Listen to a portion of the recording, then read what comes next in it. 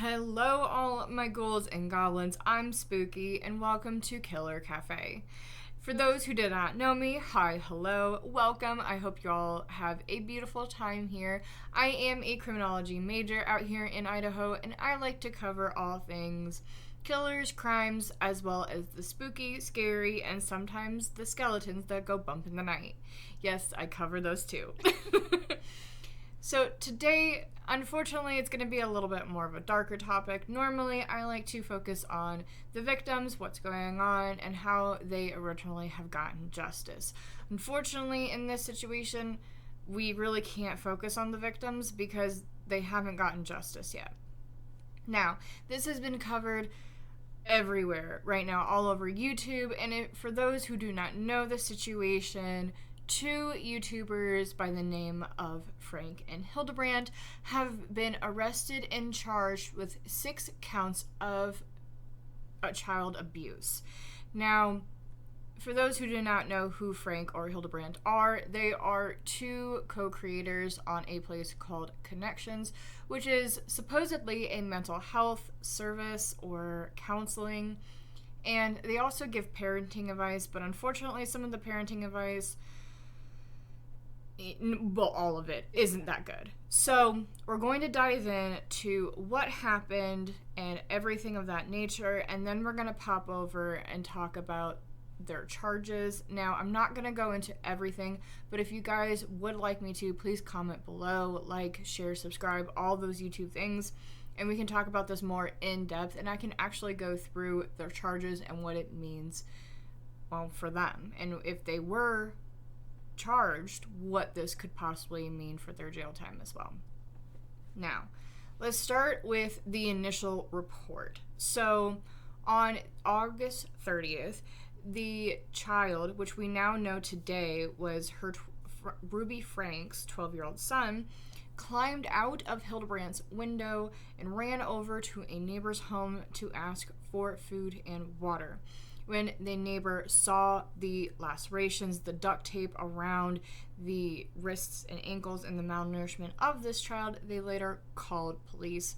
And when the police then later responded, I actually have one of their statements here, if I can pull this up, which I probably can't in time that I need it.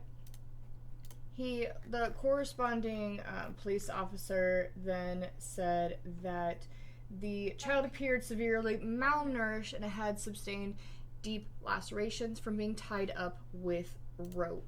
Now, they later then investigated into the home where they found Ruby's 10-year-old daughter, who is in the same situation as her older brother.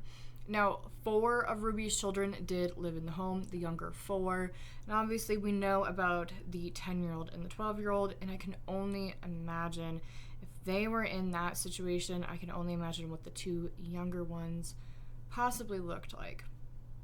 Now, Hildebrandt's home, and the reason why they were in Hildebrandt's home is only pure speculation on my part. So, speculation is probably because Hildebrandt's home is in an area where it's very distant from neighbors. Now, if they lived in Franke's home, Franke's lives in a more suburban area and has a lot closer neighbors, and they could have been possibly found out sooner of the malnourishment and the treatment of the children.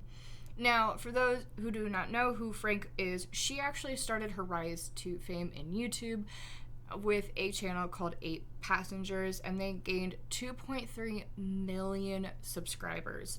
So you can only imagine that in the beginning of her journey of YouTube, what her views and values are now and how they were translated into her, mommy vlogger status of what could have she pushed onto others.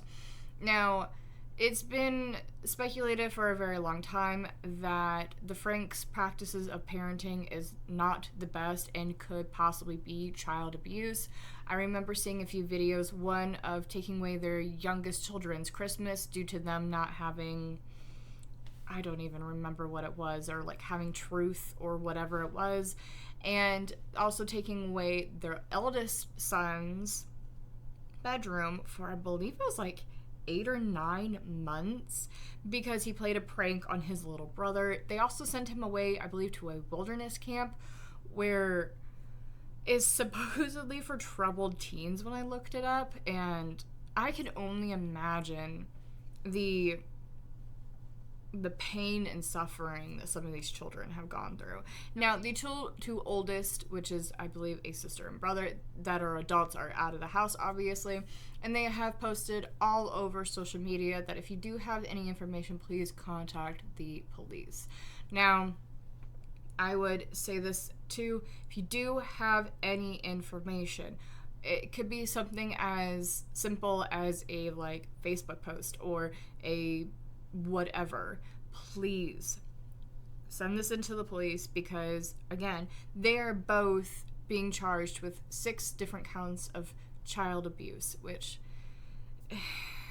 it's just wild. And we're gonna kind of get into this, but I wanted to show their police records because, well, not police records, their booking information. So as you can see up here, Ruby Frank was taken in at 21:33 on August 30th of 2023, and then down here Hildebrant was taken in at 20:32 on August 30th of 23 as well. So that just means that Frank was taken in at 9:30 and then Hildebrant was taken in at 8:30. So it's, while they're still in custody, as far as I know, they have not been released. I believe they will probably most likely stay in custody until either A, their first initial appearance, where they will have a bail posted, or if not, then, or if a bail is revoked, then they will sit in jail until their trial starts. This is a crazy thing. I can get more into details. We can actually sit down and go through the counts of child abuse if you would like.